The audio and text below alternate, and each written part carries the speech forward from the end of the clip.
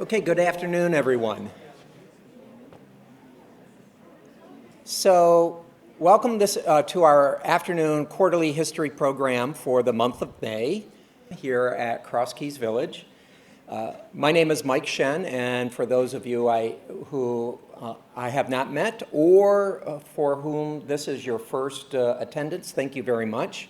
I look forward to meeting you. Today we have a very interesting program being presented by Mike Strausner from Fort Loudon. This is one of the programs that we have that we're extremely proud to present this year in celebration of the America 250 celebration. And in particular, the work that the New Oxford Area Historical Society, along with community media, have been undertaking for this year. So we have Michael's talk is an integral part to the early history and the early tales of this region, which we call the South Central Middle Frontier of Pennsylvania. And it helps to set the stage for the revolutionary response, or the response of the region in the early years of the revolution. Of course, it also has Fort Loudon played a very important role during the French and Indian War as well, so Michael will be talking about that. So just to give you a flavor of what to expect and what we are doing and how Michael's topic fits into the scheme of things, we are undertaking a joint project with community media and a number of regional entities, including Fort Loudon Historical Society, to help tell the story of this region before, during, and immediately following the revolution.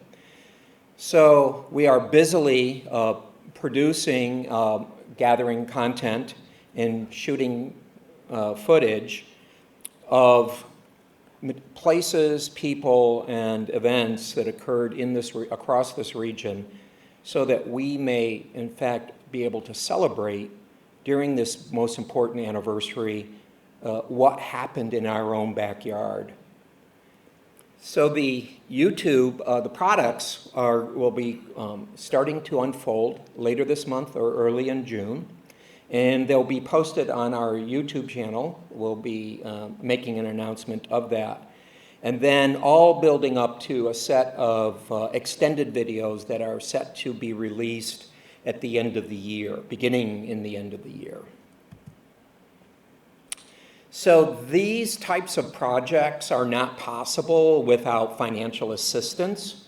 And some of that financial assistance comes from the membership dues, and some of that financial assistance comes from additional donations that are received from members and non-members.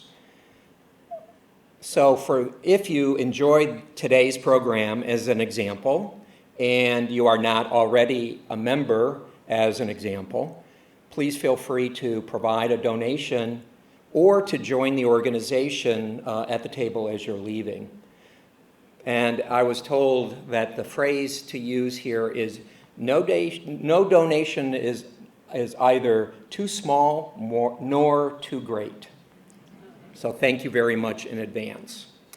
Also, it should be noted that the lion's share of this project's work is as a result of a grant that we received from the Robert C. Hoffman Charitable Endowment Trust, and we're eternally grateful to them for that.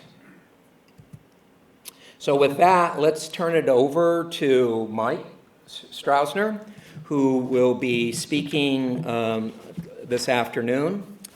Mike is a U.S. Army veteran and retired Baltimore County police detective and bomb technician. So he has put his life on the line. After retiring from Baltimore County in 2020, he is now working part-time with a private historic preservation and restoration corporation in the region. And he, in 2020, became the president of the Fort Loudon Historical Society and Historic Site in Fort Loudon, Pennsylvania, just west of Chambersburg. So the Fort Loudon Historical Society, if my information is correct, was established in 1975. Yes. And its purpose is to preserve, manage, maintain, and accurately interpret the Pennsylvania State Historic Site of the 1756 Fort Loudon. So with that, Michael, thank you very much for coming today. You're welcome. And we look forward to hearing more. Thank you for having me.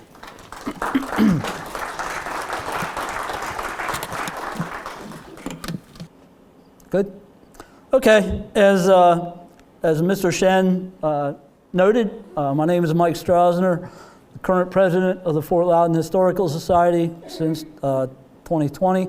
That says 2021, but that's incorrect. I'm a native of Franklin County, Mercersburg, the Mercersburg area, between Mercersburg and Fort Loudon. I grew up there, left for the service, and then did my stint with Baltimore County Police, always with the intent to move back to that area, which is what I did, and ended up moving back into the house that I grew up in. So, I have 35 years of living history experience. I started out as a Civil War reenactor, which seems to be the path that most reenactors take. I started out in Civil War, and then in 1993, the movie Last of the Mohicans came out, and I thought, well, that looks like a really interesting period, and started to get into the French and Indian War era living history. I have a 45-year love affair with Fort Loudon. As I said, I grew up in that area. When I was 13 or 14 in the early 1980s, when they were doing the archaeological work there at the fort site, we lived about 5 miles from there at that time, and for about 2 weeks that summer, I rode my bike over there every day to watch the goings-on at the archaeological dig. And after about 3 days of hanging around there, the lead archaeologist was Steve Warfel, came up to me and he said, "You seem to be interested in this." And I was like, "Yeah, this is really cool." And he said, "Well, do you want to help?" So I spent the next week and a half sifting dirt. He kind of showed me things to look for. And so that sort of began, I was already interested in history, but that sort of cemented it in place. And ever since, I've been a complete history nut. So we'll talk about the site. It's located in the Cumberland Valley of south central Pennsylvania. We're near the western edge of southern Franklin County. It's about 14 miles west of Chambersburg, and we're right off of Route 30. We're on the bank of the Conagajig Creek's west branch, which comes down from the Path Valley north of us. It's 1.5 miles southeast of the actual town of Fort Loudon. And you'll notice something interesting. The town itself spells Loudon Loudon. The actual fort site and the fort itself in the 1750s was spelled Loudon. There's an additional U in there. The fort was named after a guy named John Campbell. He was the 4th Earl of Loudon over in the UK, and that's who the fort was named after. There were 2 other forts also named Fort Loudon at the same time period. One was in Virginia, the other was at that time in far western North Carolina. It's now eastern Tennessee. The physical address is 1720 North Brooklyn Road, Fort Loudon, PA. It was purchased by the state of Pennsylvania in 1967. Up to that point, it had been a working farm, and with some preliminary archaeological work that was done in the late 60s, they had found enough interesting things to pretty much convince them that the fort site was located on that property. So the state purchased it. For a few years after, they allowed people to continue to live there and farm, but eventually they were, told that they had to go, and then the site basically reverted to entirely under the control of the state, and specifically the Pennsylvania Historic and Museum Commission. In 1977, they did some more archaeological work there, and were able to kind of narrow down the search area.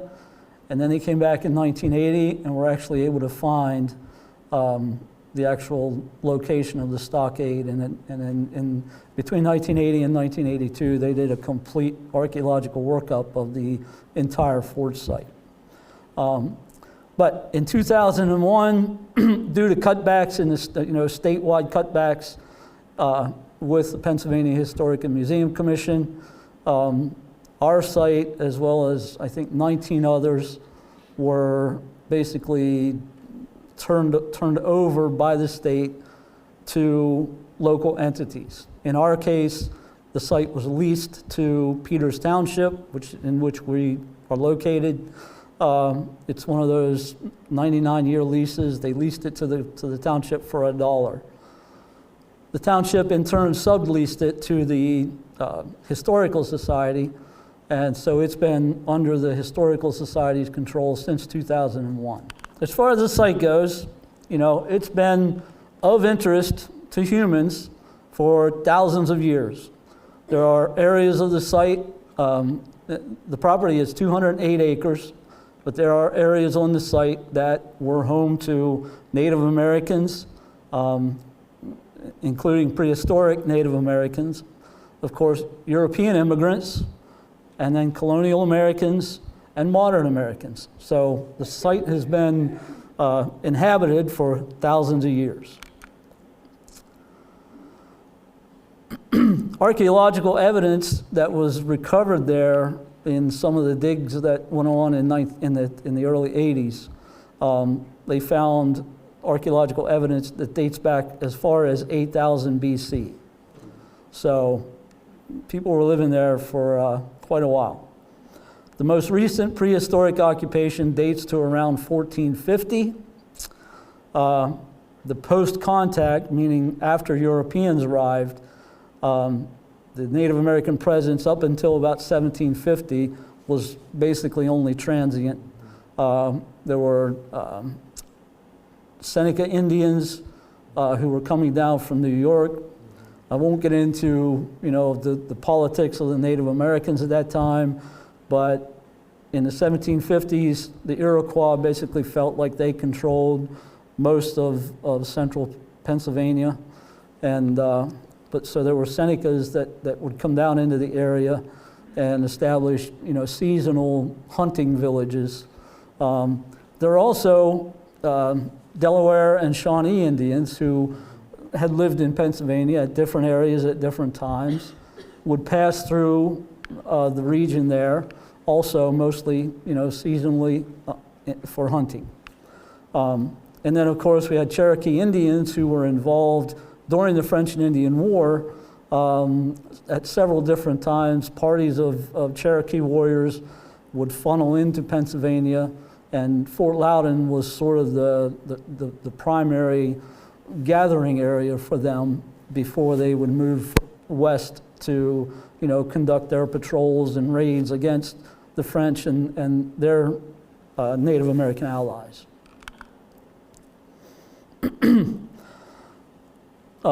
There's a photo there of some of the archaeological work that was performed in the 80s. They found evidence of like circular type dwellings based on the post molds that they found in the subsoil, probably like a wigwam type structure. They recovered thousands of artifacts, and several burials were uncovered. So we feel like they did a very small section of the property, so there's probably a whole lot more of that stuff there. We have to be kind of careful with anything that we do there because the site is archaeologically sensitive, but we we keep that in our planning concerns. Post-contact, after Europeans started to move into the valley, as I mentioned before, there were non-hostile interactions, were encounters with bands of Seneca hunting parties and transient groups of Shawnee and Delaware. Of course, in 1755, that non-hostile interaction would change. So we talk now a little bit about European settlement. So the first permanent settlers that moved into the Cumberland Valley and the Conococheague region, they began coming into there in the 1730s. There was a thing called a Blunston license, which was sort of an official way for someone moving into that area. They could apply for a Blunston license, which would kind of give them a preliminary claim to a tract of land in that area. And the way that would work, they would get their Blunston license, would allow them to settle, but then they would have to have their tracts of land surveyed. They would receive what was called a patent for that survey, and then once that was all approved and entered into, the official records, they would be issued a deed for their property.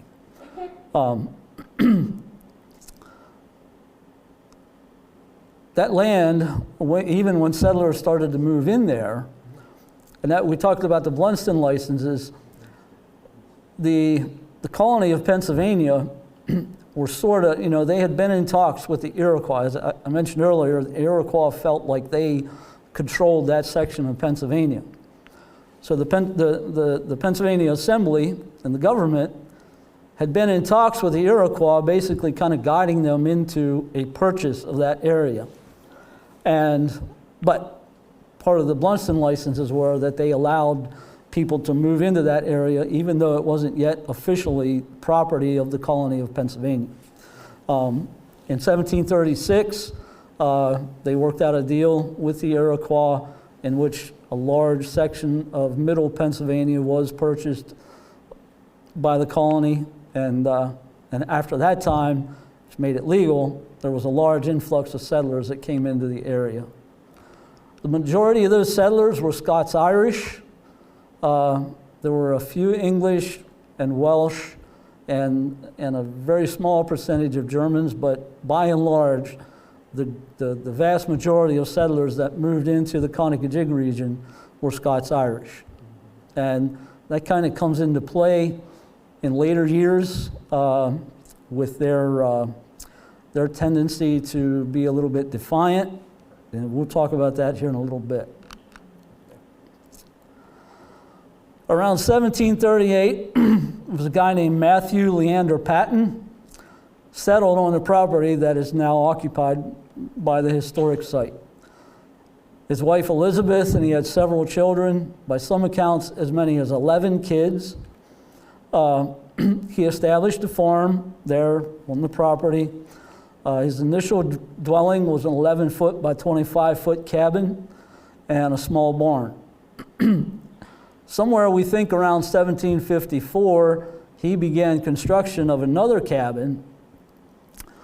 If you think about an 11-foot by 25-foot cabin for a man and his wife and even 6 or 7 kids would be pretty crowded.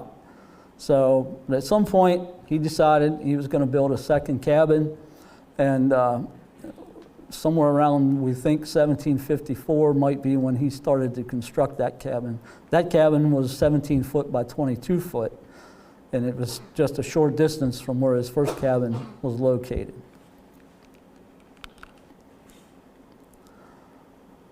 So we put Matthew Patton aside for a second, and then we'll talk about the French and Indian War. The war began in 1754. Colonel George Washington, at his little expedition out into western Pennsylvania, was defeated by the French and Indians at Fort Necessity. A year after that, General Edward Braddock leads his expedition, again, to try to take Fort Duquesne out at the forks of the Ohio River where Pittsburgh now stands. He made it to within about 10 miles of Fort Duquesne. The French and Indians sent a party out to meet him, and they were roundly defeated and forced to retire back to the east. So up until that point, the Shawnee and Delaware, who had lived in Pennsylvania, most of whom had moved out into the western part of the colony in the Ohio River Valley, but there were still some who lived along the west branch and the north branch of the Susquehanna up in the northern half of the state. But up until Braddock's defeat, they had kind of determined that they did not want to get involved in this war. They traded with both the British and the French. There was a constant battle between the French and the English over who had better trade goods. But the Indians became reliant on those goods and maintained trade with both of them. So the Shawnee and Delaware, they kind of felt like, well, as long as we can still trade with them, we really don't need to get involved. But when the French and Indians defeated Braddock in July of 1755, the Shawnee and Delaware looked at this, so we have Braddock's defeat. A year before that was Washington's defeat. The Shawnee and Delaware started to think, well, it looks like these French are maybe the stronger of the two, and if we don't align ourselves with them and the British lose the war, we may, end up in a tough spot. So they went to the French and said, hey, we would like to side with you in this conflict. And, the French had told them to welcome them with open arms. And the thing was, the French said, we'll continue to provide you with trade goods as well as, guns and gunpowder and lead for bullets. And then when this war is over and we've won, we'll allow you to reoccupy the parts of Pennsylvania that you've moved away from. So they thought, well, that sounds like a good deal. So after that, in the fall of 1755, under the encouragement of the French, those Shawnee and Delaware tribes began to raid the frontiers of Pennsylvania. Pretty much all along the Blue Mountain Range, all the way down to the border with Maryland, the western edge of what is now Franklin County and where Fort Loudon sets. That was the frontier for the British, for the colonies, for the Pennsylvania colony. And the French wanted these, their Shawnee and Delaware allies now, to try to push as many settlers as they could out of that region and sort of, through fear and intimidation, force them to move back further east and eventually, maybe all the way back to, the coast and the areas around Philadelphia. And of course, these raids occurred, all along the frontier in Pennsylvania, down into Maryland, and even down into Virginia. It seems like the Shawnees did most of the raiding in Virginia, whereas in Pennsylvania, the majority were Delawares, but, there were mixed villages of those, so, we ended up with both tribes, conducting these raids against the frontiers.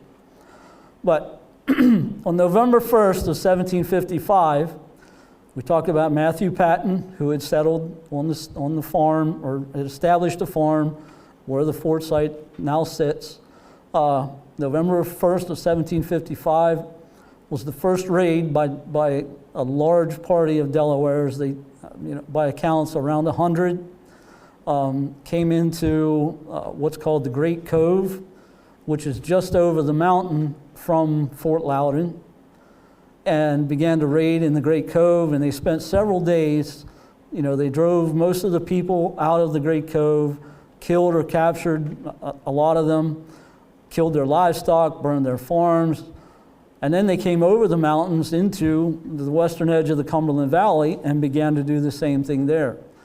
Fortunately, there were some people who were able to escape from the Great Cove, made it over the mountains, and were able to spread the warning to the people in the Conococheague region that, hey, we just suffered, a major Indian attack, and they're coming your way. So a great many of the settlers in the Conococheague region were able to flee and either get into some of the forts that had already been established in that area, or even fled even further east to like Carlisle, Harrisburg, and beyond that, even as far as York and Lancaster. The Indians come into the area, they get to Patton's farm. Of course, it's abandoned now, they've left. And the Indians decide they burned his house, they burned the initial cabin, his small cabin, burned the barn. There was livestock that was left there that, he, for whatever reason, wasn't able to take with him. They killed the livestock.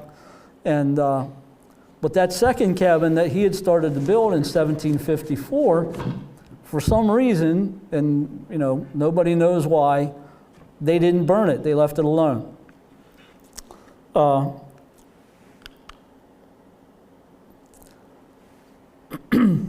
course, over the next several months, these Indian raids, continue. Anywhere from parties of 2 to 3 Indians to as many as between 50 and 100. But in response to these Indian raids, a lot of the local settlers in that area, they're around the Conococheague and in the Fort Loudon area, they appealed to the Pennsylvania Assembly. They're like, hey, we're being attacked out here, in our homes. What are you going to do about it? Well, the thing to remember about Pennsylvania at that time was it was ruled almost entirely by Quakers. And of course, Quakers are pacifists. They don't believe in war and combat, and they basically said, we're not going to do anything about it. So the locals out there took it upon themselves, and this is where you start to see that Scots-Irish influence. They start to band together and like, well, if the colony's not going to do anything for us, we'll do it ourselves. So in that area, affluent men, who were popular for whatever reason, they started to gather up their neighbors and men from the area and form these essentially militia companies to protect themselves and their communities from these Indian raids. A lot of the settlers even went so far as to, fortify their homes. There were several who actually built stockades around their homesteads, just as a way to, provide themselves more protection if there would be an Indian attack. McDowell's Mill was one of those places that they built a stockade around it. There was a John McCord, which is about 6 miles from where Fort Loudon sits. They fortified their house and stockaded it. But these private companies of volunteer militia groups in the area of Fort Loudon and the Mercersburg area, which was, at that time was called Blackstown, there were 4 companies of men that were formed. Each of the companies was, somewhere between 60 and 75 men, but they formed these companies and sort of started to run patrols, between their homes and these private forts that they had built. Finally, though, several people from the area had over time had written letters to the Pennsylvania Assembly and the governor, basically crying out for help, saying, these raids are continuing, we need help. So Pennsylvania finally, they decide that they're going to allot a certain amount of funds to begin to raise a provincial military force. And From November of 1755 to February of 1756, the colony establishes a paid provincial army, and they begin to build a line of forts along the frontier. In the town of Shippensburg, one of the first of those forts was built. That was called Fort Morris, and it was funded by the colony. They built another one over at Fort Littleton, which is about 18 miles northwest of where Fort Loudon would later be built. And then further up along the Juniata River, there was a Fort Granville that was built, a Fort Patterson. So the colony started to take serious, these complaints that the settlers were making, and started to do something about it. They built the forts, built a provincial military force to garrison the forts and patrol the region. And so fast forward to November and December of 1756. As I mentioned before, that McDowell's Mill, it was used actually even during the Braddock's campaign kind of as a supply base. And but they decided, between the commanders of the provincial regiment and the colony itself, they felt like they needed to have at least one more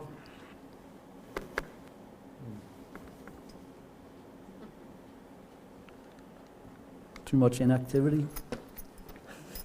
Too much fun.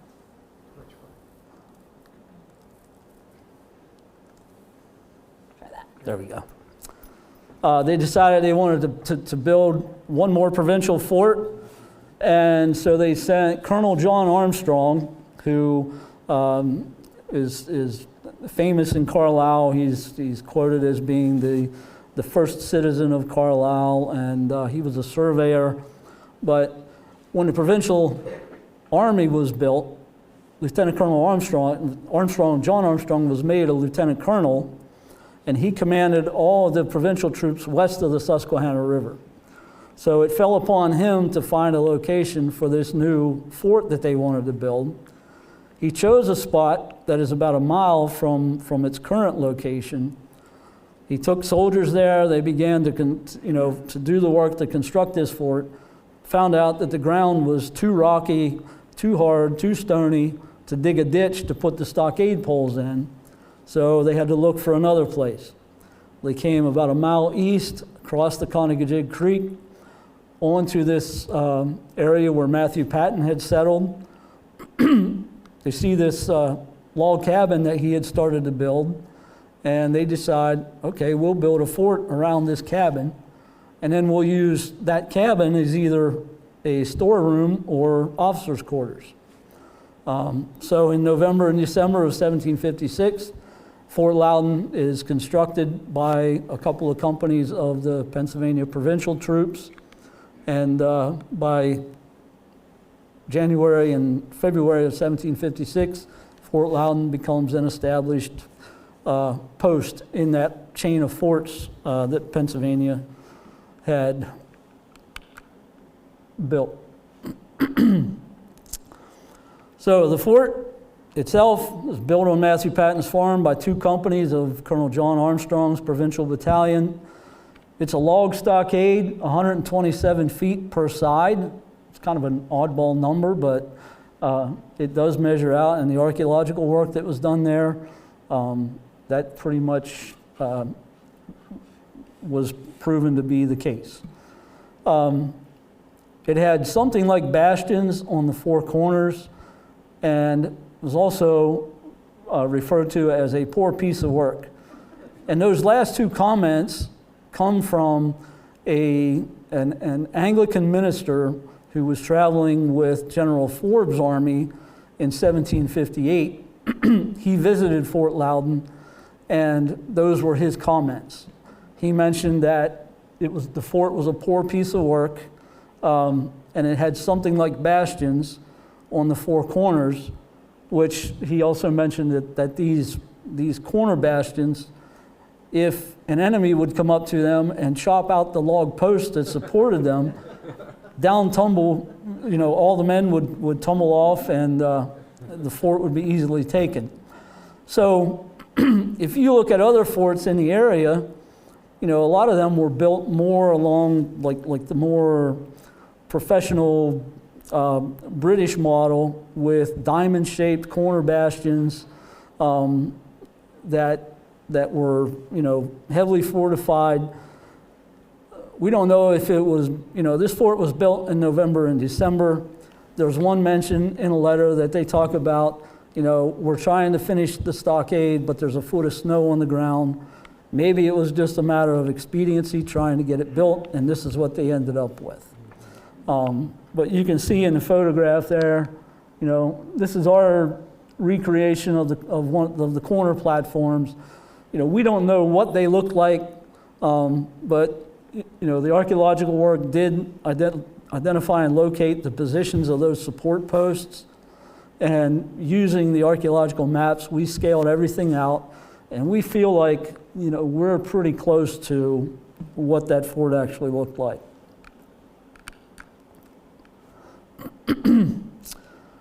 So from archival records, we know that the interior of the fort included a barracks, 2 storehouses, a guardhouse, a magazine, a well, and of course, Matthew Patton's second cabin, which they used as an officer's quarters. Outside of the fort, of course, there were at times too many soldiers there that they couldn't occupy the fort, so they built huts. We have a letter that mentions that we have no tents to give to the men, so they're going to have to build bark huts. So, there would have been any number of just makeshift structures and shelters. There were these merchants that were called sutlers who would follow the armies, and they basically, they sold, notions like, thread and buttons and maybe some cloth, but also liquor and maybe foods that they acquired locally that the soldiers could go to these sutlers. They were also permitted to build, shelters outside of the fort walls. We also were pretty sure that there was a at least one Cherokee summer house built there outside of the fort based on information that we've gathered from letters that explain the different times that the Cherokees were there. So in operation, so Fort Loudon in 1756, it was a base for provincial patrols and work parties the work parties were used to keep the roads open basically between Fort Loudon and Fort Morris and Shippensburg and Fort Littleton, but also as a refuge for settlers. In 1757, now the British High Command has given the task to a General John Forbes to try again to take an expedition and try to take Fort Duquesne. So late in 1757, he starts to build up, the supplies and the troops that he's going to need for this expedition. So Fort Loudon kind of switches from becoming a refuge for settlers. It's now a staging area for supplies that Forbes is going to need for his campaign to move west. In 1758, it becomes a complete supply station and a marshaling area for materials and troops for Forbes' campaign. We have a letter in one spot that mentions the commander there at Fort Loudon at the time is requesting wagon covers, not to cover wagons, but to build shelters, basically use them as tarps, because he has so many supplies there that there's no room in the storehouses, and he needs to do something to protect those from the elements. Of course, in November of 1758, Forbes, by that time, has moved out into western Pennsylvania. He's built a line of forts along the way, and places like Fort Bedford, Fort Ligonier, and of course, Fort Loudon still maintains its importance as a supply station, because all these supplies that are coming in from the east, from Philadelphia, York, and Lancaster, they're coming to Fort Loudon to be stored, and then from there, they could get wagons easily to Fort Loudon. Beyond that point, the roads were so bad that in many cases, once they got the wagons to Fort Loudon, they would switch everything to pack horses so that they could continue moving to the west to supply those forts and stations along the way that Forbes had created. But in November of 1758, Fort Duquesne falls to Forbes' campaign. They basically, Forbes had raised about 6,000 troops. And by November of that year, the French at Fort Duquesne only numbered about 200. Of course, they had hundreds and hundreds of Indian allies, but by November, most of those Indians had decided, look, we need to get back to our home villages because winter's coming, and we need to make sure that our families are provided for, and so we're out of here. We'll see you later. And so the commander at Fort Duquesne was left with his 200 troops and a small handful of Indians. When Forbes learns about this, he basically gathers up his entire force, who are currently at Fort Ligonier, and begins his move towards Fort Duquesne. Of course, the French have their spies and Indian scouts out, and they report this back to the fort, and they're like, there's no way we can withstand this, so we're going to abandon the fort. Of course, before they abandoned it, they set fire to everything they could set fire to. They left apparently quite a bit of black powder in their magazine, which when the fire reached it, exploded. Forbes' troops, as they were getting close to Fort Duquesne, it's reported that they actually heard the explosion from the fort being destroyed. Once Fort Duquesne was destroyed, Forbes occupied the point there at the forks of the Ohio. Immediately, they began construction of a new fort. That would become Fort Pitt. Fort Pitt remained in service throughout the next, to the end of the French and Indian War, through Pontiac's War, and even into the Revolutionary War. So from 1759 to 1762, Fort Loudon maintains that role as a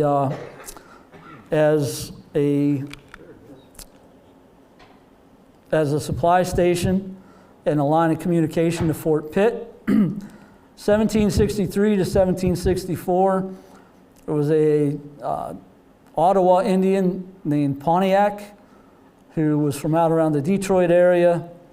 He went to basically all the Indian tribes he could go to and convinced them that, look, we need to take back our lands. And so on a certain date at a certain time, I want you all to attack any fort, the forts that are closest to you, attack those forts and drive those people out. And so from 1763 to 1764, what was called Pontiac's Rebellion was underway. A lot of the forts that had been occupied by the British, previously French forts were occupied by the British, and then of course Fort Pitt. Almost all the forts in western Pennsylvania were taken over by the Indians, and the soldiers, either killed or driven off. Fort Pitt held out, but the Indians laid siege to it for a couple of months. So a guy named Henry Bouquet was a colonel in the British Army.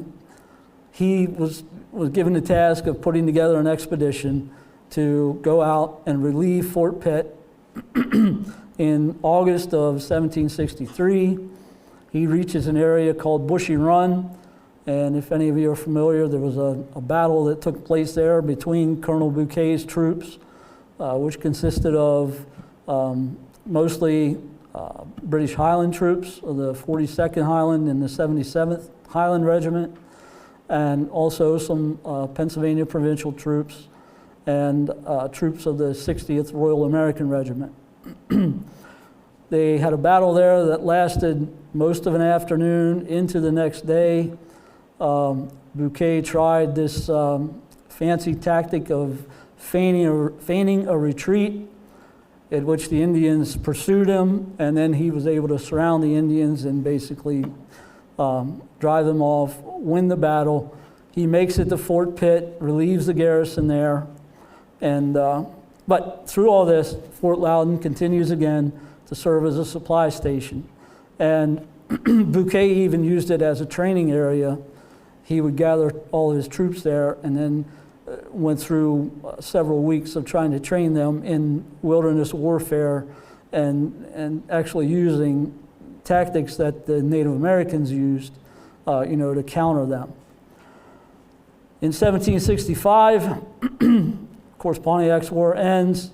In 1765, Fort Loudon was garrisoned by British soldiers, and it becomes the scene of some of the events of what came to be known as the Black Boys Uprising. So we talk a little bit about the Black Boys Uprising. After Pontiac was defeated, Pontiac's rebellion is crushed. The Indians are pretty well driven into Ohio, and now the British, they want to reestablish a good working relationship with the Indians. They reopen trade with the Indians, and of course, all these traders and merchants, they start to, they want to get in on this Indian trade, and they start moving supplies out to the Indians. Well, the British authorities, of course, they put, several restrictions onto these traders. You're not allowed to take alcohol. You're not allowed to take, gunpowder or lead bullets or weapons. Anything that the Indians could use to make war, you're not allowed to take to them. That included scalping knives, any of that kind of stuff. Well, several of these traders thought that they could smuggle some of that stuff in because they knew they could get a lot of money from it. The Indians really wanted this stuff, and they start to try to smuggle some stuff in. Well, in March of 1765, outside of Greencastle, Pennsylvania, which at that time was called William Allison's town, there was a tavern called Pauling's Tavern.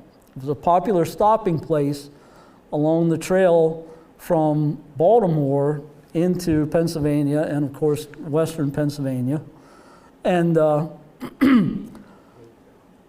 the traders had stopped there one day, and somehow or another, with his pack horses, a bundle fell off of a pack horse or something and busted open, and out falls a whole bunch of scalping knives. Well, one of the local settlers happened to be there and sees this, and he starts to raise a ruckus. It's like, you're not supposed to take that kind of stuff. And, the trader tells him, these are just kitchen knives. They're not anything other than that. And the traders continue on their way. So in the Fort Loudon area was a guy named James Smith. And Smith had been captured by the Indians in 1755 and actually lived with them for almost 5 years. He was able to escape in 1760, but he had lived with Indians in Ohio and even up around the Detroit area, up into Canada at different times. They kept him with them, and traveled around to different areas. Of course, in that 5 years, he was able to learn a lot. He gained the trust of the Indians, which ultimately made it able for him to get away from them. So he learned all these different things about Indian tactics and all that. When he came back in 1760, he joined the provincial army, and with his experience with Indian fighting, or with the way the Indians fought, they made him a leader, and he formed this little band of rangers, so to speak, who they helped out during the Pontiac's rebellion and all this. Well, we get back to March of 1765 when this guy discovers these trade goods that aren't supposed to be traded. He goes to James Smith and tells him about it. Well, the word gets out, So James Smith gathers up a bunch of these guys that he had fought with in the late F&I War and Pontiac's Rebellion, and they're like, we can't allow this to happen. So they go out further west from Fort Loudon, and they kind of hang out in the area called Sidling Hill and wait for these caravans or convoys of traders to come through. But when they would come through, Smith, with his Indian experience, had all of his men kind of dressed as Indians. They painted their faces and all that good stuff. The traders would come through, they would stop their pack trains, tell the traders that, look, you're carrying illegal goods, you can't do that. They would seize all the goods, put them on a pile, burn them, and send the traders packing. This happened several times, and eventually, the traders would complain to the authorities, and they're like, look, we're trying to, open up this trade with the Indians like you want us to, and here are these, local thugs are, not allowing us to do it. So the garrison at Fort Loudon, which at that time consisted of 25 troops of the 42nd Royal Highland Regiment, they give them the task of dealing with these settlers out here who are disrupting the Indian trade. So Smith and his group of men, they have several encounters with these Highlanders at different times. And shots are even exchanged a couple of times. One of Smith's men is wounded. Several of his men were captured. And this takes place over the course of a few months. Several of his guys are captured. They seize 9 of their firearms. Well, these guys end up in the guardhouse at Fort Loudon. And Smith goes to him, gathers up some guys. They go to the fort, and they're like, you need to release our guys. They've done nothing wrong. You're holding them illegally, and they need to be released, and you need to return the firearms that you seized from my men.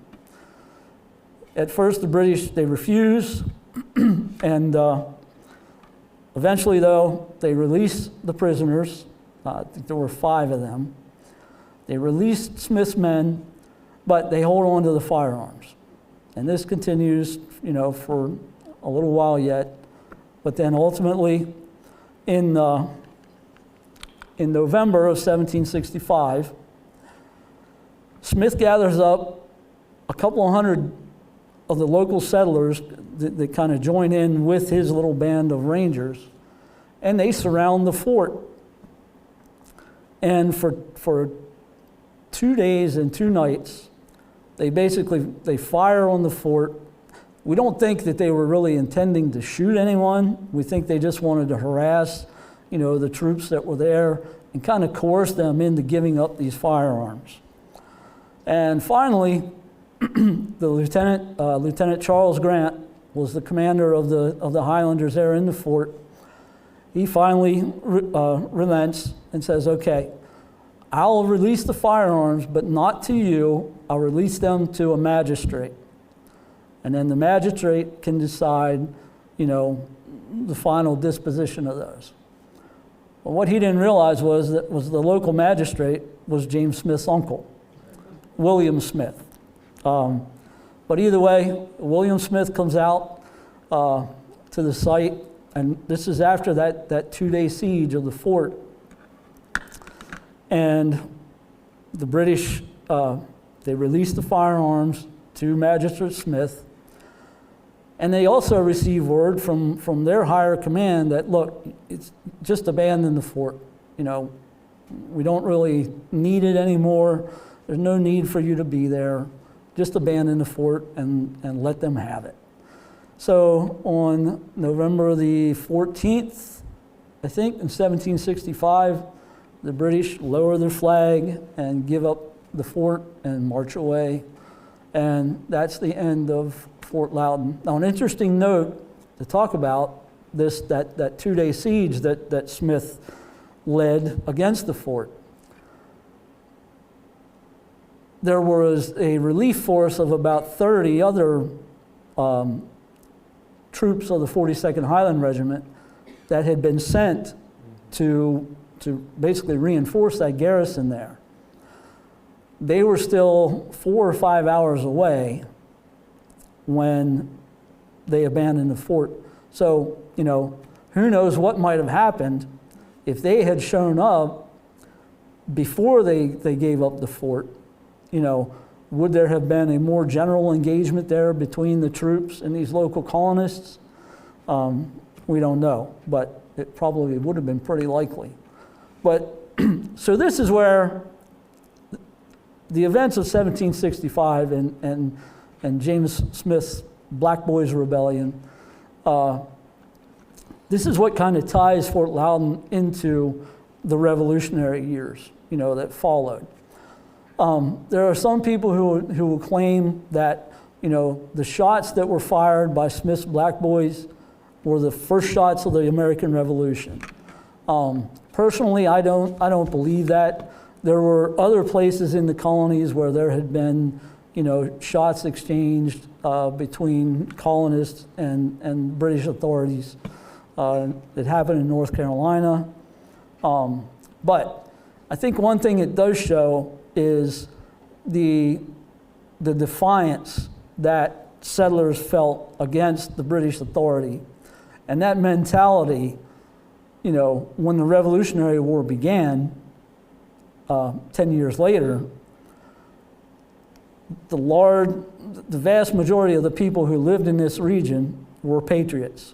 There were very few loyalists who lived in the region where Fort Loudon is now.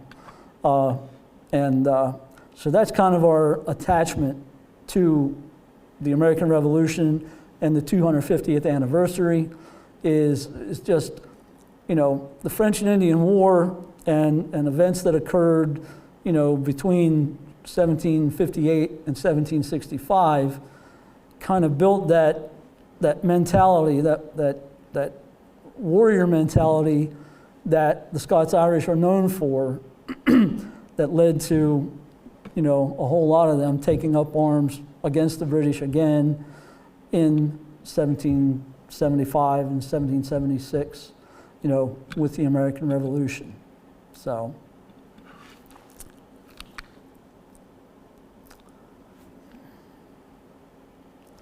we'll talk real quick now about the Fort Loudon Historical Society. Backing up, after the British troops abandoned the fort, James Smith, they eventually got their guns back, and everybody, was happy and went back to their normal lives. Matthew Patton brings his family back to the site, reestablishes his farm. It remains in the Patton family until 1867. Then it's sold, and then it goes through a series of other owners up until the time the state bought the site in 1967. So in 1976, the Fort Loudon Historical Society became incorporated. It was basically, a result of the bicentennial. They became a 501c3 nonprofit organization. We have a 9-member board of directors. We have a president, vice president, secretary, treasurer, historian, an event coordinator, and then 3 board members at large. We're a 100% volunteer organization. We don't have any paid staff. Our operations are funded by grants, donations, and we do lease a certain area of the property to a local farmer. So we get some income from that farm lease. Our mission statement is, mission of the Fort Loudon Historical Society is to preserve, manage, maintain, and accurately interpret the Fort Loudon Historic Site. Its focus is to provide a wide spectrum of visitors the opportunity to visit a recreated French and Indian War era frontier post, to convey an accurate, educational, and vivid image of the life and times of the soldiers who built and garrisoned the fort, of their Native American and French counterparts, and the settlers in the region it helped to protect. So, our primary focus there is to, show life at the fort, the soldiers who garrisoned it, and the people, of course, that lived in the area. You know, we try to incorporate all of that. Our goal as the Historical Society is to recreate a reconstruction of the fort itself and its environs representative of how it might have appeared during its existence. Written primary source descriptions are scarce. There's not a whole lot that goes into, you know, a lot of details about how things were built. And there are no drawings that actually show the actual layout of the fort. The archaeological work that they did there in the 80s, they were able to find the foundations of both of Patton's cabins. They were able to locate the well that was inside the fort. But anything else that like would have shown like where the barracks sat, or the storehouses, anything like that, it was inconclusive. They couldn't really pinpoint anything like that. And we kind of attribute that to the fact that, you know, that was a working farm for, you know, almost 200 years. So a lot of that stuff may have been, you know, destroyed, disturbed. And also we have to think, what we use as a visitor center now is called the James Patton House. And it's a big, it's a 28 by 30, two-story log cabin that was built by Matthew Patton's son in the late 1780s. And he actually built that over a corner of where the fort sat. So we think too that, you know, a lot of the materials that were used in building the fort may have been, you know, salvaged to use for, you know, other projects, whether for James Patton's house or maybe some of the farm buildings that they used.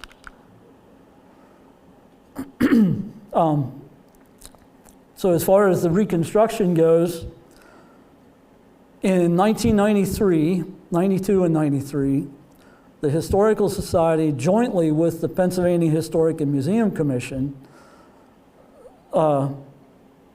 decided they would build the stockade. So they rebuilt the stockade there on the site. You know, basically to build a stockade, you have to dig a trench, you set posts in the trench and then backfill it, and then you tie everything together with planks, you know, attached to the logs around the top edge. By 2015, that stockade that they had built in the 90s was severely deteriorated. A lot of the logs had rotted off at the ground. Two of the corner platforms had collapsed entirely. There were places where you could go up and push on the log stockade walls and they would sway back and forth. Logs had fallen out in different places. And so it was pretty unsafe. So, but the administration that ran the site, all the way from their beginning in 1976 up until 2017, was ran by the same person. It was a woman named Anna Rotz. She was the president of the society all the way up to that time. And, you know, she did a lot of great things for the fort site, but she never really pursued any kind of reconstruction beyond having the stockade built. Well, after she passed away, there was a guy from the Chambersburg area who had been a member of the Historical Society for a few years. He was a living history guy, and but in 2018, after Anna's death, they elected him president, and then he started to bring in some people with, you know, living history experience and museum experience, and we began the project that we now continue to work on. That began in 2018. The first thing we did was, you know, we got some grant money. We had the old stockade walls ripped out, and we rebuilt the stockade. After that, on the inside, we built the guardhouse, followed by a barracks, then we built the storehouse. Of course, while those projects were going on, we had other smaller things going on, like, you know, we put in a bake oven, a small blacksmith shop, small stables. Currently, right now, underway, we're rebuilding the cabin, Matthew Patton's second cabin, which was used as the officers' quarters. That project is underway as we speak. And then future projects, we want to add the second storehouse. We'd like to build the Cherokee summer house that we feel sure was on site, and another barracks. The barracks that we have now will hold about 35 troops. That's the barracks building there on the bottom. That's our first storehouse. That's the guardhouse, the well, stables, and a small granary and tack room. There's our bake oven. And that's all, other than the chimney in the barracks, all the work that has been done there has been done by the volunteers. We don't get any funding from the state. Like I said, we rely on grants and donations, and we have a great core of volunteers, a lot of guys with construction experience who come in, and we're able to build these things, to create the backdrop for living history that tells the story of the site. Over there on the right side, that's the cabin that we're working on right now. That'll become the officers' quarters. That's a Cherokee summer house down at the Fort Loudon site in Tennessee. We've actually been talking with and working with the eastern band of the Cherokee Nation, getting information from them on building the summer house. We did receive a grant to go towards that. We have all the materials on hand. It's just a matter of it's time to start building it. As soon as we get the cabin done, we'll start on that. This is the Patton house I was telling you about, the James Patton house. Pretty sure it was built in 1787 over a portion of the footprint of the fort. When they decided to rebuild the stockade, they actually, excavated under that house and lifted it and moved it uphill from the fort about 100 yards. And it's what we now use as our visitor center. We have a small office in there, small museum space, a gift shop, and then the second floor we turned into an apartment, and we have an actual site overseer that lives there on site all the time. But when we took over in 2018, it was in really bad shape, and we were able to get some really nice donations and some grant money, and we were able to do all that remodeling work on it. And it's turned into a pretty solid structure now. So that's the conclusion. On behalf of the Fort Loudon Historical Society, thanks for your time, thanks for your interest in the story of the site. We're always looking for volunteers and new members, and so we graciously accept donations of any amount. Like Mike said earlier, there's no donation too small nor too great. I'd invite you to look for us on our Facebook page. We keep all of our events and occurrences and things that are going on there at the site. We keep the Facebook page updated daily. We also have a website. It's fortloudonpa.com.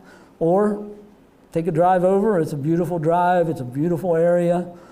We're very lucky as a historic site to be in the location we are. It's a pristine area. It's very rural. When you're back at the fort site, there are very few modern intrusions. It's just a beautiful site, and I would encourage you to come visit. Unfortunately, as I said, we're an all-volunteer organization, so we don't have normal open operating hours. The best time to come is during one of our events. Our next big event coming up is the weekend of June 20th. It's a 3-day event, Friday, Saturday, and Sunday. It's our 18th century market fair. In October, we have what we call a tavern night, where we basically turn the inside of the fort into a community gathering, and we use the storehouse as a tavern. But it's a great way to show, and the public's welcome. It's a great way to show the importance of taverns in the 18th century. Nowadays we have news and newspapers. Back then they had newspapers, but we also had taverns. And taverns were where everybody gathered to get their news, to socialize. So we try to recreate that a little bit with our tavern night event. In November, we have what we call our Allegheny Uprising event, and that commemorates the Black Boys Rebellion, with James Smith and his Black Boys. And I don't know if any of you are familiar with, but in 1939, there was a movie made about the Black Boys Rebellion, starring John Wayne, and it was called Allegheny Uprising. It's an old movie, it's black and white, but it's a great movie. And if you've never seen it, I'd encourage you to watch that too. And then every year in December, we have our Fort Loudon Christmas Market. And for that one, we allow, modern vendors and craftspeople to come in and set up and sell. We advertise it as a great place to, get last-minute Christmas gifts. Our market fair that's coming up in June, that's limited to just 18th century craftsmen and artisans who come there to sell, reproduction items that they make, that are common in the 18th century. So, but outside of that, thank you all very much. And I guess now I'll take questions.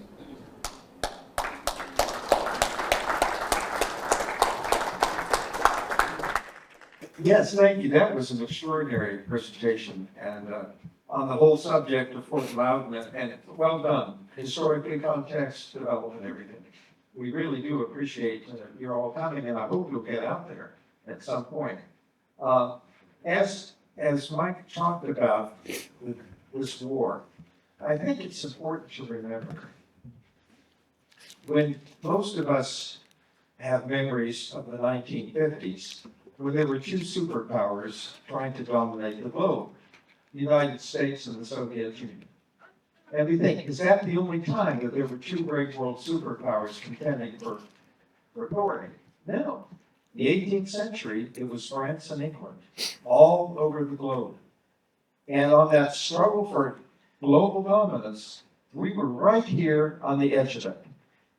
And the things had gotten along the way that war started, what we call the French-Indian War, the Great War for Empire, if it had ended the way it had started, where the French were winning most battles, we might all be speaking French today. It's that close, yeah? So, just a reminder. And let me say this too, before I open it up for questions, and I know you all have some. The mayor of New Oxford is over here to take, she's on our board, April Micah. Any donations, large or small, that you would like to give to help us support the American 250 project. So I'll just mention that now. We really would welcome your contributions. So, questions, and Michael, send the mic around. There are a lot of mics in here today. Anybody have some questions? Like you talked about McDowell's Mill. Hold on, just a minute, let him get over to you. He's coming with the mic. Mike with the mic. So Mike, my question, you talked about McDowell's Mills. Is that what is now Marks, town of Marks? Yes, so the question is, he's asking McDowell's Mill, I explained that kind of preceded Fort Loudon. It was one of the private fortifications that was stockaded. Yes, it's currently, the area where that fort was located is now known as the little village of Marks. Previous to being named Marks, it was called Bridgeport. And I think Bridgeport was, probably like through the 1800s, I'm not sure when the name changed, but yes. We have a question over here.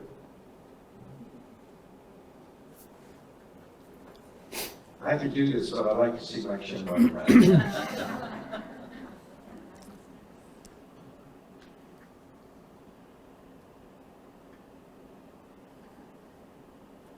Hello, can you hear me? Yes. What kind of artifacts did they find that were part of the 8,000 BC?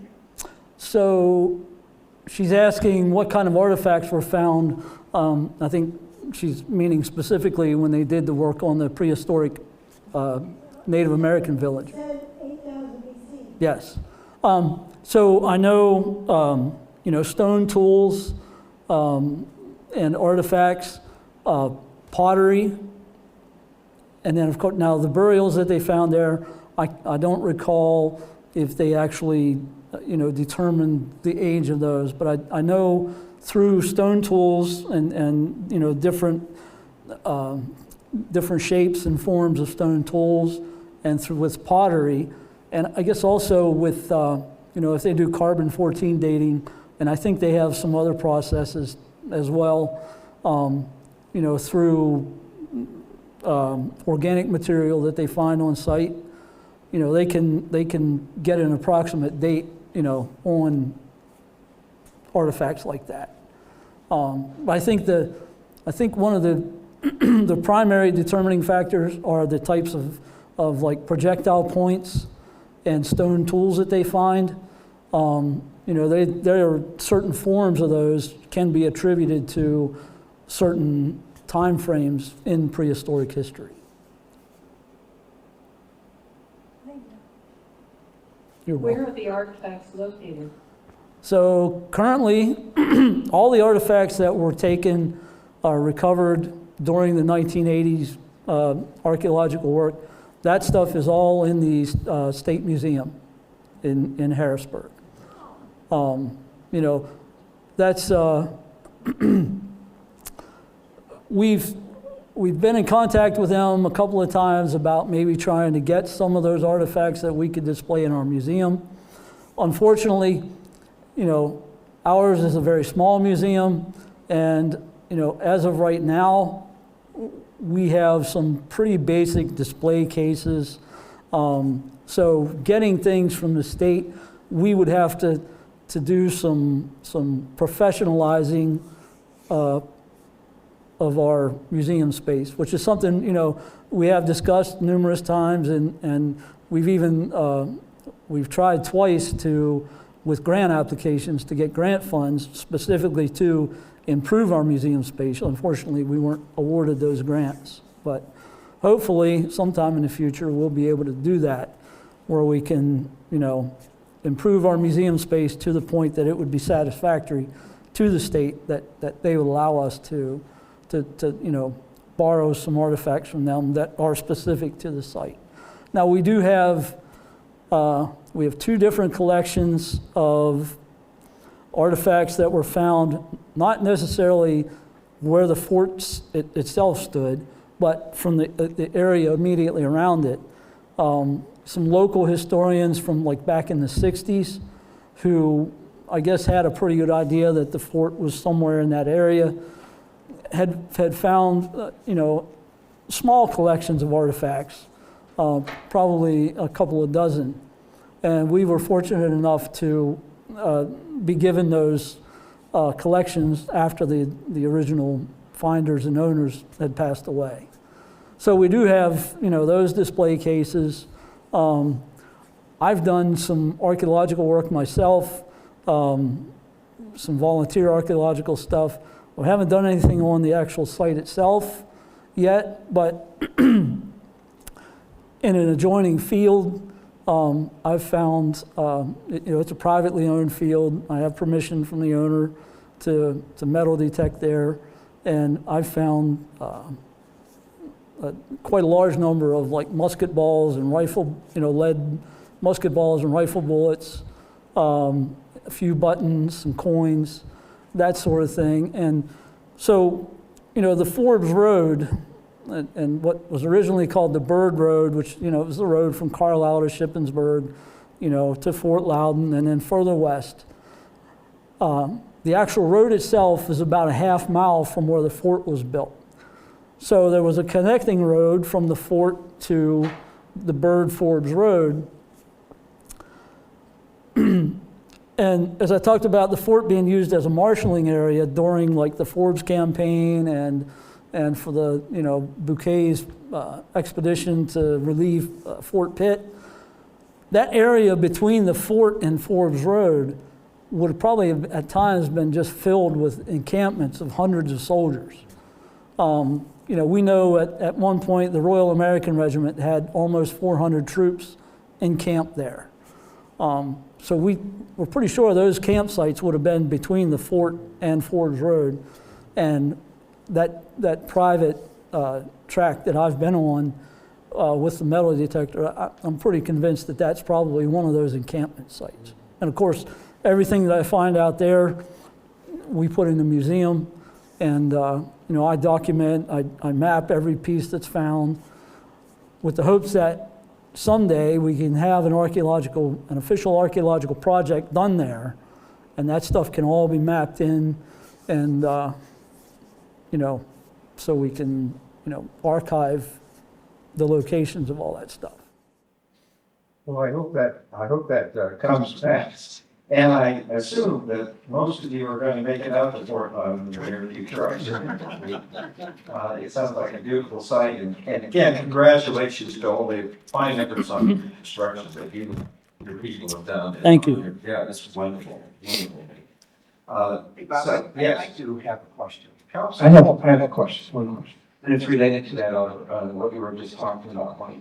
Have you all been able to, over the years, locate the latrine or where the outhouses were? Because those are some of the most precious spots for treasures.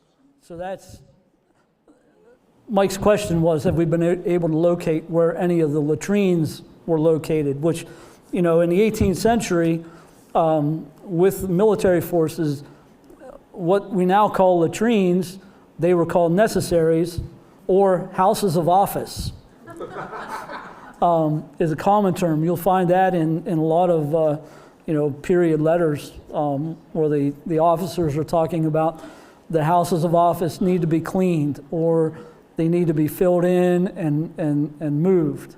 But as Mike mentioned, a lot of times those places, archaeologically speaking, can be treasure troves of artifacts.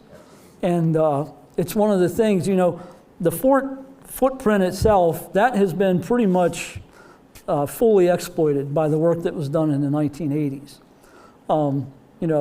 We're hoping that, sometime in the future we can get some projects going where we can actually do some work on the outside of the fort, use some of this modern technology like ground penetrating radar, et cetera, to try and locate where these latrines were.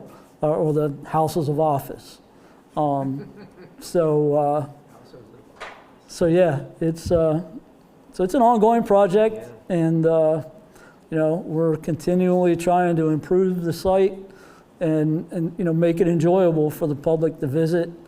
At some point in the future, we hope to be able to have some paid staff so that we can have the site open throughout the week, or at least a couple of days a week.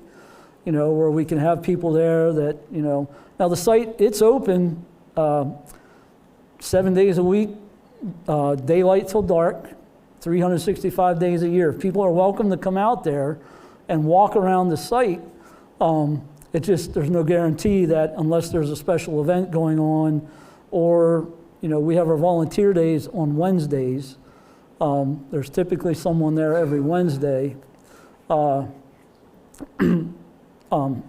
But until we can get to that point, we can't have people there to tell the story. Now, to address that issue, last year we applied for a grant through the Lincoln Highway Heritage Corridor, and we were awarded a fairly sizable grant to add 16 additional interpretive panels on the site. So we have interpretive panels located around the site that basically tell the story from the beginning. I mean, we have a panel for the prehistoric Indian occupation and everything else that occurred, you know, clear up into the Black Boys Rebellion. We have a panel for everything almost. So, you know, a person can go there and learn the entire story of the fort without a person being there telling you that. It's just maybe not quite as interesting, and it's a lot of reading. So I have to share, speaking of the importance of Dickens and our outhouses, I had a very good friend who specialty was excavating outhouses, freeholders and freeholders. And the artifacts that you find in those are exceptional. But he had a hard time with his father, who said, you got your PhD from Yale, I paid for that, so you're not getting about outhouses. It was a hard sell to his dad. Well, thank you all for coming, and it was great. Thank you. thank you all.